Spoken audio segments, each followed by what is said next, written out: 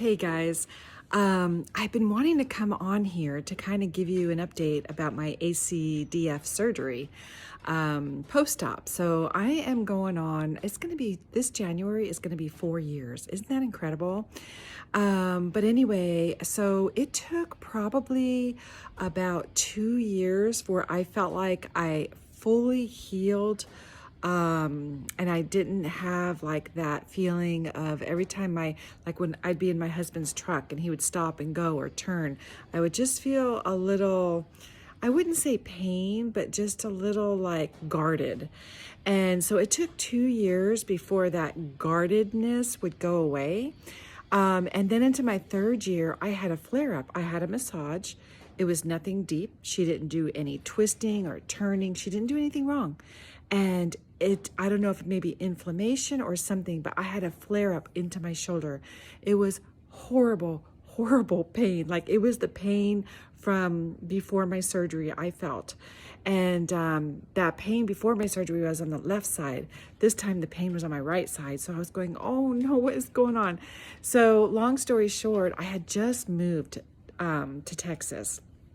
And I thought, I need to get established with a spine doctor anyway to kind of just maintain.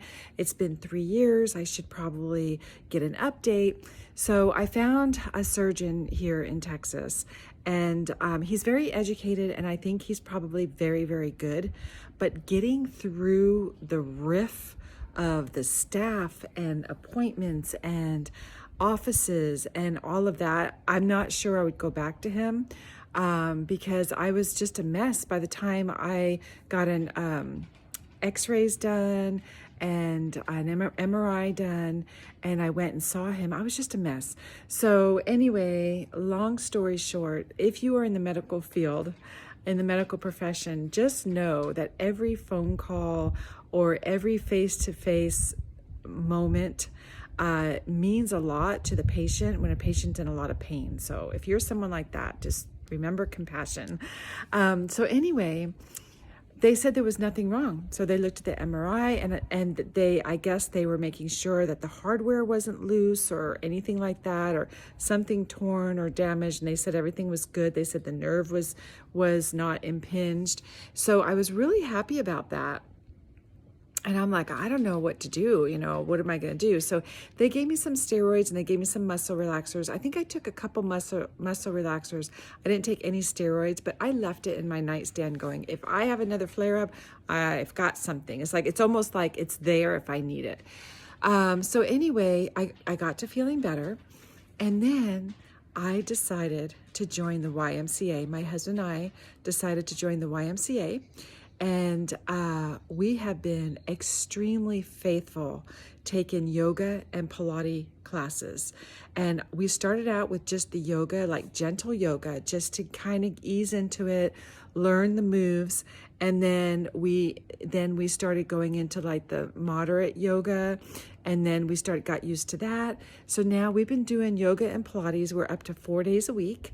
We started out with 1 or 2 days, then 2 to 3 days, and then 3 to 4 days. Now we do 4 days a week. We do Monday, Tuesday, Thursday, Friday. I think probably 3 of the days is Pilates and 1 day is yoga. I don't do any of the gentle yoga unless I just feel kind of tired and I just want an easy day. I'll do it, but I've only done that twice in all the months that we've been doing this. And I'm going to tell you guys, it is the answer to the whole neck thing.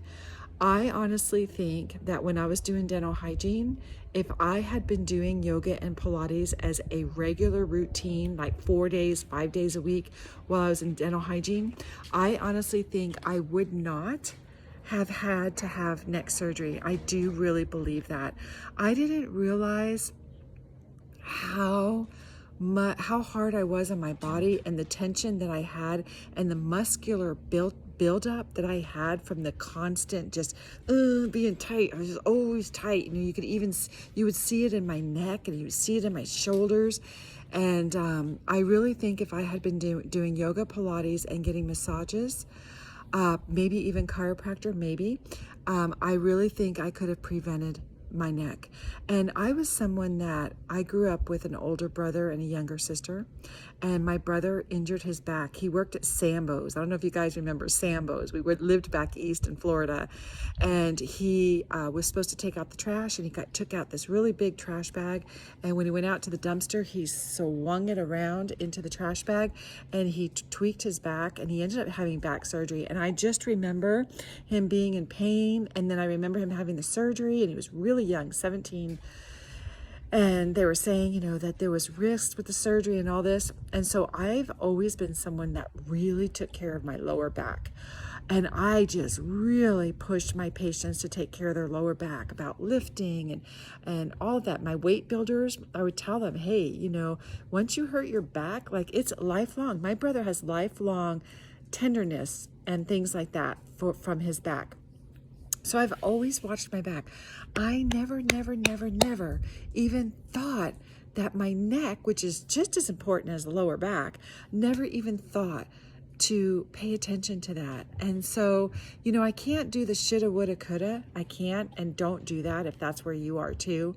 But I think that we can, you know, share our story with people so that they know and are aware, and my kids, and, you know, hey, not only the lower back, but their neck too. And so anyway, I've just been doing the yoga and the Pilates, and I feel like it has really, because yoga and Pilates is about stretching and lengthening. So yoga is about stretching and lengthening the muscles. And then Pilates is also about strengthening and lengthening, but it's more about lengthening and what did I say? Yoga is about relaxation and stretching and lengthening. And then Pilates is more about lengthening and strengthening the muscles.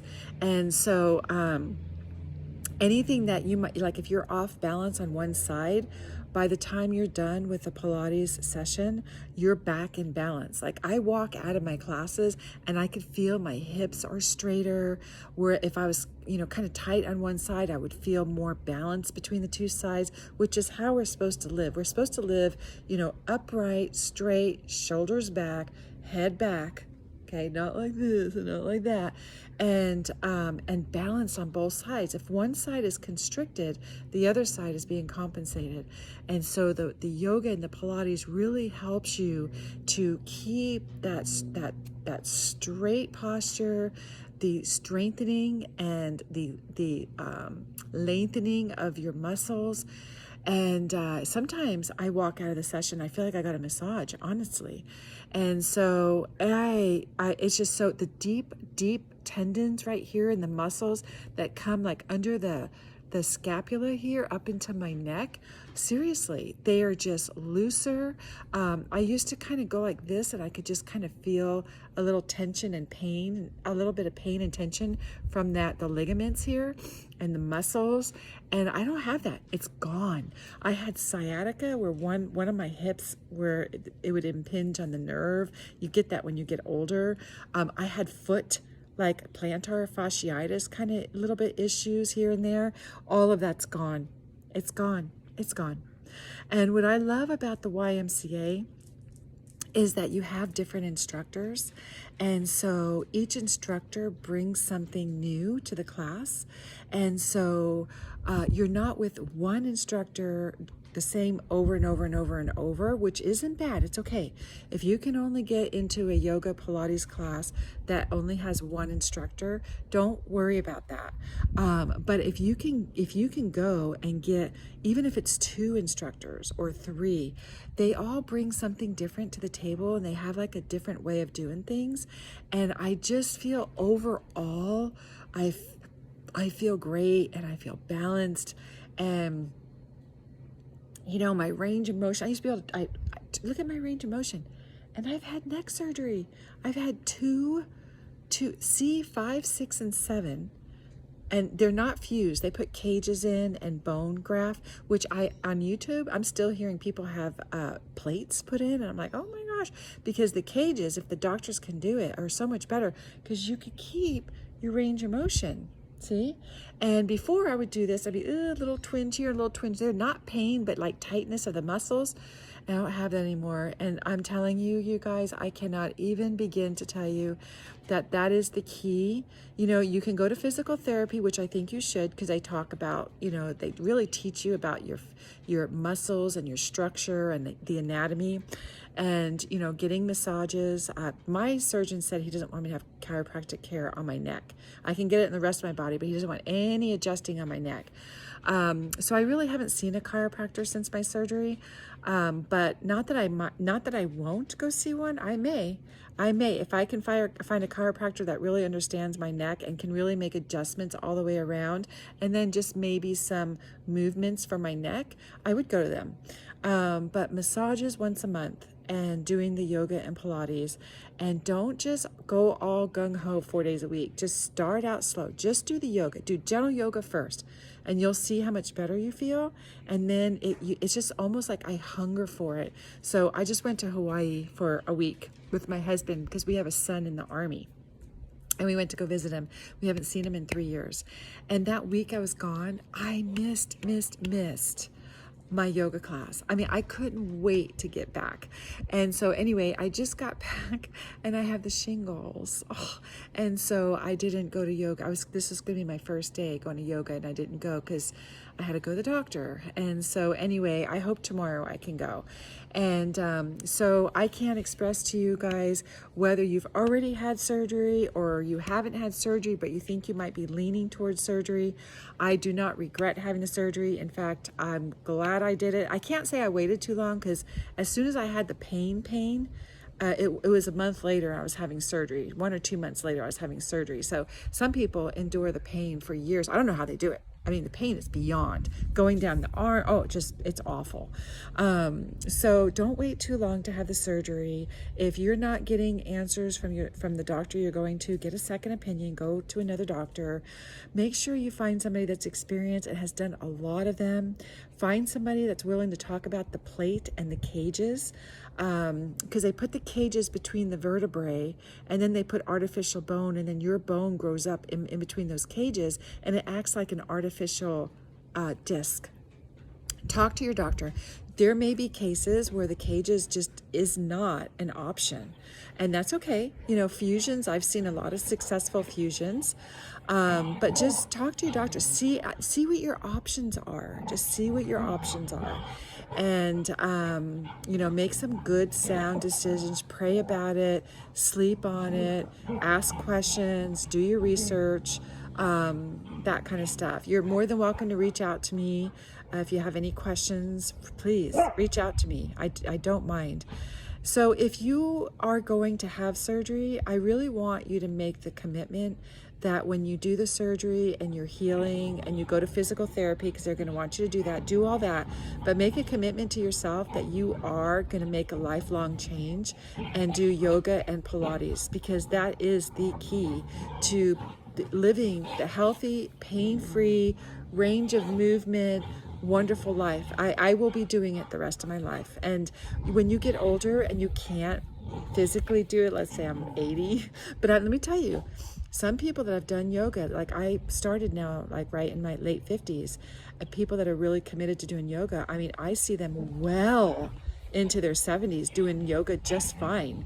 But when I reach an age, 80, when I reach an age where I, can't really like maybe balance, or they do chair yoga.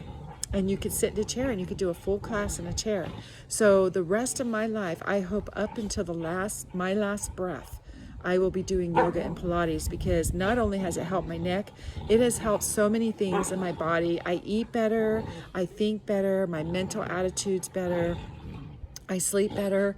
I will be doing it the rest of my life. I don't know why people don't talk about this. Really, I don't know why.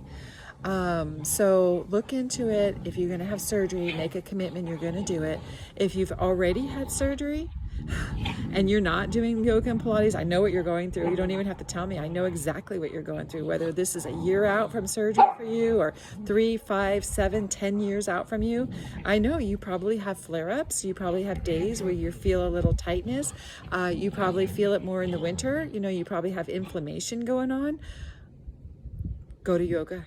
Go to Pilates. and you'll see. Give it time. You'll see a huge difference the first month.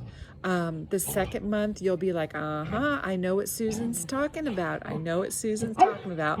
And then get yourself to the point where you won't not go. And you know what? When you wake up in the morning, you're just like, oh, I'd rather stay in my pajamas, or I want to watch TV and drink my coffee, or, don't.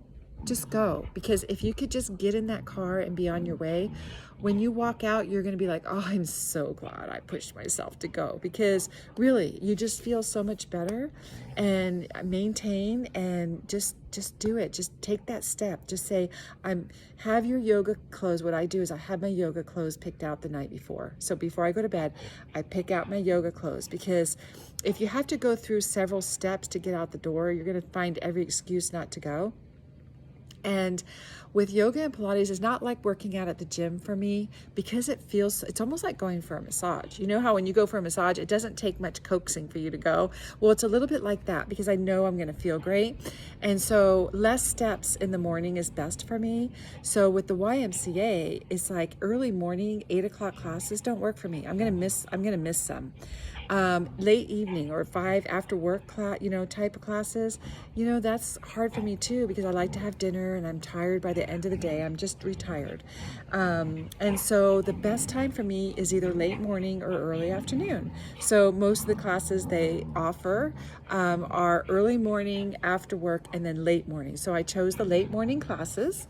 And so I have my clothes ready before I go to bed. I have my clothes ready.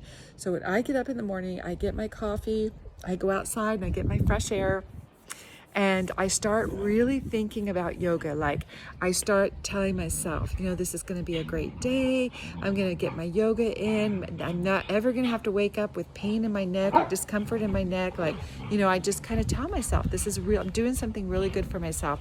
And it takes, I usually jump in the shower and take a quick rinse, and then I put my clothes on and I go. And so just do it. Really, just do it. I can't even... I wish there's just some way that I can really tell you how much it's helped me, other than words. It's almost like there's no words to really share with you how I feel now that they've been taking those classes. It's just beyond words. It's not just about my neck. It's everything else and my neck. And I have, I used to have half good days and half bad days before my neck surgery, and then right before my neck surgery I had more bad days than good days with my neck and pain and discomfort. After my surgery, after I healed and I was post-op, I had more good days but some bad days. Now I have mostly good days. I don't have bad days. And as far as my pillow at night, I have 2 pillows. I have one that's a little bit, I use memory foam for sure. And I have one that's a little bit flatter, just a little bit, and then one that's a little bit thicker. So like a 4-inch and a 5-inch, 6-inch is too much, and a 3-inch is too little. So my neck's too down, or a 6-inch, my neck is too high. So a 4 or 5-inch. And what I like to do is I like to alternate it. So one night I'll sleep on the 4-inch, and another night I'll sleep on the 5-inch. Or if I'm feeling really, really good and the 4-inch has been working for me, I'll just keep using the 4-inch memory foam. And then if I feel like, I really need a change, before I go to bed, I just flip the pillows out. And so that has really, really been helping me. I've spent thousands of dollars on pillows, thousands, trying to find the right pillow. And I just have the regular flat memory foam, high quality, maybe $100 to $150 pillow. Some people like the curve, some people like the little hole. I don't do any of that. I sleep mostly on my side. I do like to lay on my belly occasionally, maybe like once or twice during the night, I'll lay on my belly. My back, I have a hard time like breathing a little bit with my sinuses, so I'm not on my back too much, but I'm mostly a side sleeper. And so that's what I do with the 4 and 5-inch, and it really works for me. And don't sleep with, like, if you're a tummy sleeper, you have to really turn your head and tweak your neck, and that's not really good to do. So I have like a U-shaped pillow where I actually put it's like almost like a massage pillow where you put your face in the hole. Well, I have a U-shaped pillow that lays on my bed, and I could put my face into it and lay like that for a few minutes. So I leave that next to my bed on the floor, and that way if I really am needing an adjustment and I want to sleep on my belly for just maybe an hour, I'll take my pillow off and I'll grab that little U-shape and I'll sleep in that for 20 minutes, 30 minutes, and then I'll I'll switch it. So that's how you take care of your neck. That's how you maintain your neck. And I'm hoping that I can live the rest of my life. I got an ant bite while I was out here. That's why I keep looking at my arm. A red ant bit my arm. So anyway, I'm hoping I can live the rest of my life without ever needing to have surgery again. So, all right. You guys, talk to you soon. Take care. Nice chatting with you.